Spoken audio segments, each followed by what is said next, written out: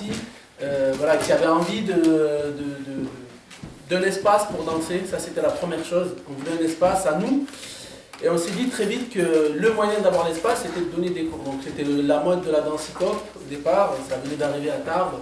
Et donc nous, on s'est lancé là-dedans et on a monté notre première salle qui était à l'époque rue Larrey. Et de là, petit à petit, d'année en année, voilà, il y a eu un engouement autour des danses. Il y a d'autres jeunes qui nous ont rejoints, on a ouvert à d'autres styles de danse. Et donc de 2001 à 2007 à peu près, on s'est retrouvé de 30 à 300, 400 élèves. Et aujourd'hui, on est presque à 600 élèves. Donc voilà, ça a été une évolution permanente dans Cité. On est passé le premier salarié de l'asso, c'était moi en 2005. Donc je n'étais pas dans les bureaux, donc j'étais dans la légalité. Et donc l'idée, c'était vraiment au départ ça. C'était des jeunes qui avaient envie de faire venir aussi d'autres jeunes des quartiers, des campagnes mélangées, imaginer une forme de mixité sociale. Et ensuite, à partir de 2008-2009, on s'est aussi ouvert à la création, donc au spectacle vivant. Et aujourd'hui, Densité, c'est une compagnie reconnue par la DRAC, voilà, on est souvent en association avec le Parvis. Voilà, compagnie associée au parc de la Villette, à Créteil, la ville de Créteil, au théâtre de la Cité à Marseille. Donc ça nous permet vraiment d'être tout le temps en déplacement. Et donc la renommée aujourd'hui de Densité elle dépasse un petit peu les frontières même, puisqu'on est à l'international.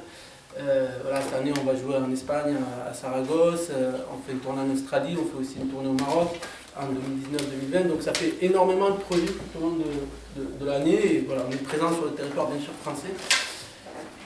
Donc comme je le disais, il y a aussi toute la partie action culturelle, donc en parallèle de toutes ces choses, on a bien sûr depuis des années répondu présent à tout un tas de sollicitations, notamment sociales. Et voilà, donc la lutte contre la discrimination, contre les discriminations, moi j'aime bien ce terme-là. Ce que je dis souvent quand je travaille sur ça, c'est qu'il n'y a pas des discriminations, il n'y en a qu'une seule. Donc l'idée c'est de lutter contre toutes, je ne vais pas toutes les citer parce qu'on en oublierait forcément. Et aussi de lutter contre la misère, contre la précarité, contre l'exclusion sociale, contre le chômage quand on peut, essayer d'aider les jeunes ou les moins jeunes même à trouver une situation. Et Densité, c'est devenu un peu un pôle, on va dire, d'animation socio-culturelle en quelques années. Aujourd'hui, c'est à peu près 34 salariés, dont 10 permanents. Donc dans les salariés, bien sûr, il y en a qui sont à Tarbes, mais il y en a aussi à Besançon, à Montpellier, à Paris. Voilà, donc, il y a la grosse majorité à Tarbes quand même.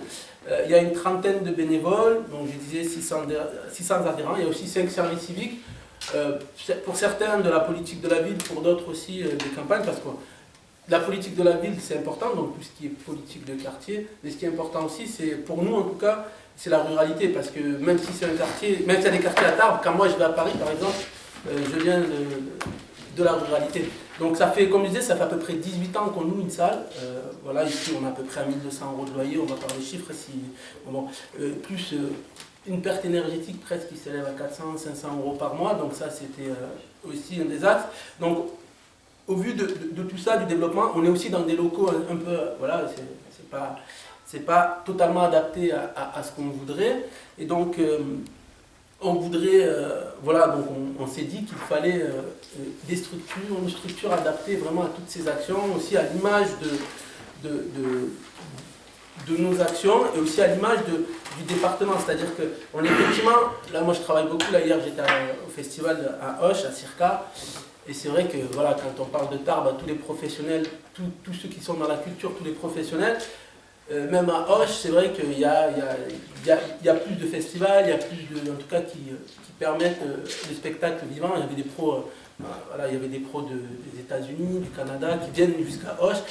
Et c'est vrai qu'on n'a pas encore trop ça dans le département. Donc plus il y aura de structures développées, plus il y aura d'ancrage fort sur les territoires au niveau culturel, et plus on aura vraiment la possibilité de rayonner au niveau national. C'est aussi ça. Une ville, pour moi, un département rayonne aussi par ce qu'il fait au niveau culturel. Et donc l'idée, c'est, voilà, vous l'avez compris, l'idée c'est de créer un lieu, d'acheter un terrain qui est juste celui d'à côté, de construire des locaux adaptés à la fois au spectacle vivant et bien sûr aux ateliers avec des plafonds un peu plus hauts pour pouvoir faire des portées, des choses, des trucs tout bêtes auxquels on ne pense pas, mais dont on a besoin pour pouvoir danser. Donc densité, c'est ça, aujourd'hui on a besoin vraiment de ce local-là, et c'est pour ça qu'on vous appelle, on a déjà un petit peu avancé sur les idées de financement, et notamment sur un projet participatif aussi. Donc juste pour revenir, le lieu c'est au 16 rue Robert d'Estarac, juste à côté. C'est un terrain qui joue ce que le nôtre et c'est très bien.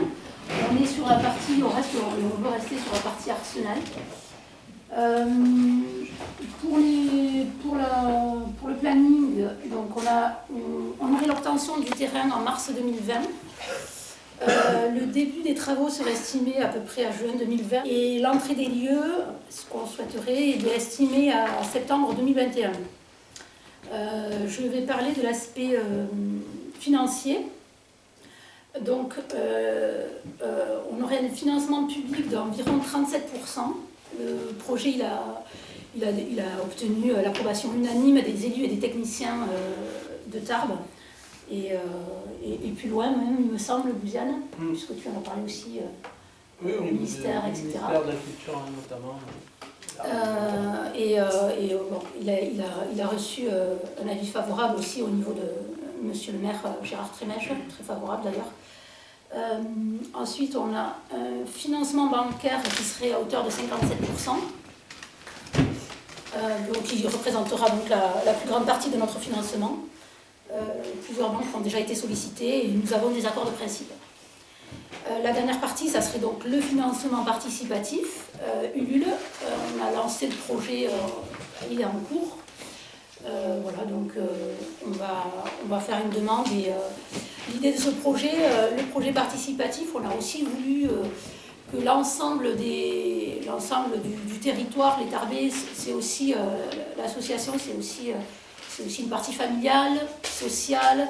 Donc l'idée, c'était aussi de faire financer une partie par l'ensemble de nos adhérents et nos amis, nos familles, etc. Et le local, ici.